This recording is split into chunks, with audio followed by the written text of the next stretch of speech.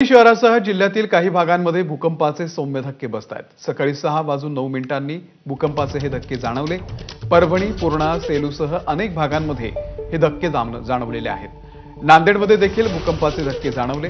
Richter स्केलवरती या भूकंपाची तीव्रता 4.2 रिश्टर स्केल इतकी होती। भीतीमुळे अनेक लोक घरातून धावत रस्त्यावरती आले।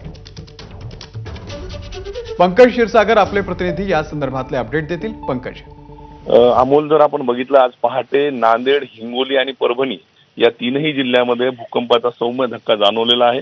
सकाळी 6:09 हा धक्का जाणवलेला आहे। जवळपास 10 ते 12 सेकंदाचा हा धक्का होता आणि या भूकंपाचा केंद्रबिंदू जे आहे तो हिंगोली जिल्ह्यातील आखाडा बाळापूर असल्याची माहिती समोर आलेली आहे।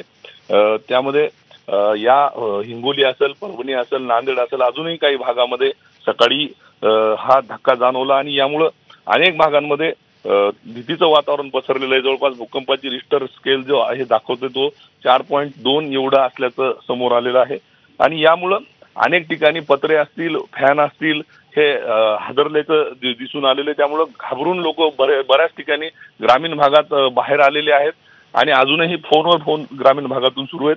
सध्या त्याला भीतीचं वातावरण सर्वत्र पसरलेलं आहे। अमोल, पंकज, धन्यवाद दिलेल्या या संपूर्ण माहितीबद्दल।